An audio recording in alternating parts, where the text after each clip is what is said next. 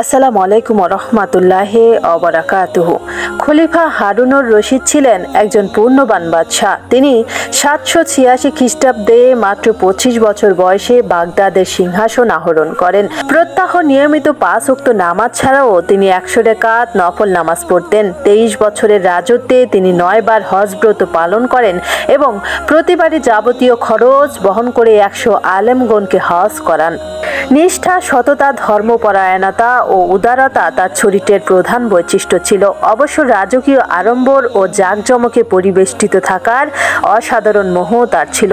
খলিফা হারুন আর রশিদের ছিল 16 বছরের এক ছেলে। তাকওয়া, পরহেজগারি ও দ্বীনদারিতে সে ছিল অতুলনীয়। বুজুর্গানের দিনের মজলিসে সে বেশি বেশি আসা যাওয়া করত এবং প্রায় কবরস্থানে গিয়ে কবরবাসীকে সম্বোধন করে বলতো, হে কবরবাসীগণ, তোমরা একদিন এই দুনিয়ার মালিক ছিলে। তোমাদের কথায় কত মানুষ ওঠা বসা করত, কত সুস্বাদু খাবারই না তোমরা খেয়েছো, কত মূল্যবান পোশাকই না তোমরা পরিধান করেছো, কত প্রভাব প্রতিপত্তি না ছিল তোমাদের, কত বিশাল সহায় সম্পত্তির মালিক ছিলে তোমরা। কিন্তু আজ এগুলো কোথায়? দুনিয়া তোমাদের ধরে রাখতে পারেনি। তোমরা নির্জন কবরে পৌঁছে গিয়েছো। আফসোস, আমি যদি জানতাম তোমাদের কি অবস্থা হয়েছে এবং তোমরা কি রূপ প্রশ্নোত্তরের সম্মুখীন হয়েছ। এই কথা বলে সে অধিকাংশ সময় একটি কবিতা আবৃত্তি করত, যার অর্থ নিম্নরূপ: জানাজা সমূহ প্রতিদিন আমাকে ভীত সাব্যস্ত করে দেয় এবং মুদ্রার জন্য কান্না কাটেনি মেয়েদের কান্না আমাকে চিন্তাযুক্ত করে রাখে। একদিন এই ছেলে সাধারণ একটি কাপড় পরিধান করে মাথায় একটি লুঙ্গি বেঁধে বাদশাহের দরবারে হাজির হলো। এতে উপস্থিত সভা সদস্যগণ এ কথা ভেবে কানাঘুষা করতে লাগলো যে এ ছেলে চাল চলন বাদশাহের অন্যান্য রাজা বাদশাহের নিকট হেউ প্রতিপন্ন করছে। খলিফা যদি ছেলেকে সতর্ক করে দিতেন তবে অবশ্যই সে এরূপ অশোভনীয় আচরণ থেকে বিরত থাকত। তাদের এই কানাঘোষা খলিফার কানে পৌঁছালে তিনি ছেলেকে কাছে ডেকে বললেন, বেটা, বাদশাহের ছেলে হিসেবে তুমি একটু ভদ্র হয়ে চলাফেরা করো। তুমি তো আমাকে মানুষের সামনে লজ্জিত করছো। এরূপ করা তোমার জন্য মোটেও সমীচীন হচ্ছে না। ছেলেটি পিতার কথায় কোনো উত্তর দিল না। কিছুক্ষণ নীরব থেকে হঠাৎ নিকটে বসা একটি পাখিকে লক্ষ্য করে বলল, সেই জগতের কসম দিয়ে বলছি যিনি তোমাকে সৃষ্টি করেছেন তার হুকুমে আমার হাতে এসে বসো। পাখিটি তাৎক্ষণিক তার হাতে এসে বসলো। আবার উড়ে গিয়ে আপন স্থানে বসার নির্দেশ দিলে পাখিটি তাই করলো। খলিফা হারুন আর রশিদ ছেলের কেরামতি দেখে আশ্চর্য হলেন। ভাবলেন, আমার বাদশাহী তো চলে কেবল মানুষের উপর, আর আমার পুত্রের বাদশাহী তো চলে পশু পাখির উপর। এবার ছেলেটি পিতাকে সম্বোধন করে বলল, আব্বাজান, আপনি যে দুনিয়াকে মহব্বত করেন তাই আমাকে বেইজ্জত করে রেখেছেন। দুনিয়ার আরাম আয়েশ আর অভিজাত্যকে আমি মোটেও পছন্দ করি না। আমি দৃঢ় সংকল্প করেছি, আপনি অনুমতি দিলে আমি অনেক দূরে চলে যাব। এ কথা বলে সে এক জিলদ কুরআন শরীফ ও মায়ের দোয়া একটি মূল্যবান আংটির সঙ্গে নিয়ে সোজা বসরা শহরে চলে গেল। বসরা শহরে আসার পর সে কেবল শনিবার দিন কাজ করত এবং 1 দিরহাম 1/6 পারিশ্রমিক হিসেবে গ্রহণ করত। এই সামান্য পয়সা খরচ করে সপ্তাহের বাকি দিনগুলো চলত এবং মহান আল্লাহর ইবাদত বান্দেগিতে কাটিয়ে দিত। আবু আমের বসরি রাদিয়াল্লাহু আনহু বলেন, আমার একটি ভাঙ্গা দেওয়াল ছিল। উহা মেরামত করার জন্য আমি একজন রাজমিস্ত্রির তালাশ করছিলাম। এমতো অবস্থায় একজন লোক আমাকে বলল, এখানে একটি ছেলে থাকে, সেও রাজমিস্ত্রির কাজ করে। আপনার ইচ্ছা হলে তাকে দিয়েও কাজ করাতে পারেন। লোকটির কথা শুনে আমি ছেলেটিকে খুঁজতে শুরু করি। এক সময় পেয়েও যাই।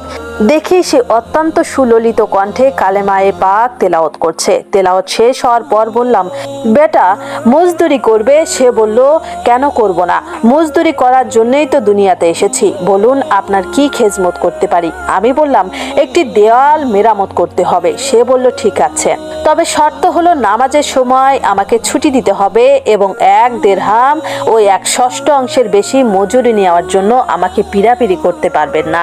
আমি উভয় শর্ত মেনে নিলাম এবং তাকে কাজে লাগিয়ে বাইরে চলে গেলাম। মাগরিবের সময় আমি তার কাজ দেখে সমীহীন বিস্মিত হলাম। দেখলাম সে একা 10 জনের কাজ করে ফেলেছে। আমি খুশি হয়ে তাকে 2 দিরহাম মজুরি দিলাম, কিন্তু সে অতিরিক্ত নিতে অস্বীকার করলো এবং 1 দিরহাম নিয়ে চলে গেল। পরে আবার তাকে খোঁজ করলাম, কিন্তু কোথাও তাকে পেলাম না। লোকজন বলল সে কেবল শনিবারে কাজ করে।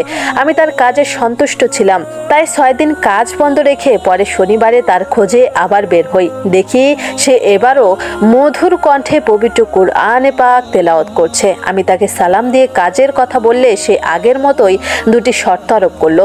আমি শর্ত 2টি মঞ্জুর করে আবারও তাকে কাজে লাগিয়ে দিলাম। গত শনিবারের কাজ দেখে আমার মনে কৌতূহল জাগে যে সে একা কিভাবে 10 জনের কাজ করে তা আমাকে দেখতে হবে।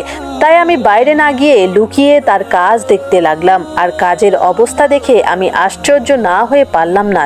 দেখলাম সে গাড়া নিয়ে দেওয়ালে রেখে দেওয়ার সাথে সাথে ইটগুলি অটোমেটিক জোড়া লেগে যায়। এই দৃশ্য অবলোকন করে আমার দৃঢ় বিশ্বাস জন্মালো যে এই ছেলে নিশ্চয়ই আল্লাহর ওলি হবে, অন্যথায় সাধারণ মানুষের পক্ষে তা মোটেও সম্ভব নয়। সন্ধ্যাবেলা আমি তাকে 3 দিরহাম দিতে চাইলাম, কিন্তু সে অস্বীকার করে বলল, আমি এত পয়সা দিয়ে কি করব? আমার জন্য তো সামান্য পয়সায় যথেষ্ট। এই কথা বলে সে আগের সমপরিমাণ পয়সা নিয়ে বিদায় নিল। তৃতীয় শনিবার তার খোঁজে আবারও বের হলাম। লোকজন বলল সে আজ 3 দিন যাবৎ অসুস্থ অবস্থায় অমুক জঙ্গলে পড়ে আছে। আমি দেরি না করে তাৎক্ষণিক সেখানে গিয়ে দেখি সে বেহুশ হয়ে পড়ে আছে। তার মাথার নিচে একটি ইটের টুকরো রয়েছে। আমি তাকে পরপর 2 বার সালাম দেওয়ার পর সে চোখ খুলল এবং আমাকে চিনে ফেলল। আমি তাড়াতাড়ি তার মাথার নিচ থেকে ইট সরিয়ে দিয়ে তাকে কোলে তুলে নিলাম। এমন সময় সে কয়েকটি হৃদয়গ্রাহী কবিতা পাঠ করলো। তন্মধ্য 2টি অর্থ হলো, হে বন্ধু, দুনিয়ার নিয়ামতের ধোকায় পড়ো না, কেননা দুনিয়ার নিয়ামত চিরস্থায়ী নয়, একদিন তা শেষ হয়ে যাবে। তদুপরি তুমি কিন্তু ক্রমান্বয়ে মৃত্যুর দিকে এগিয়ে চলেছ। তুমি যখন কোনো জানাজা কাঁধে নাও তখন মনে করবে যে তোমাকে একদিন এইভাবে নেওয়া হবে।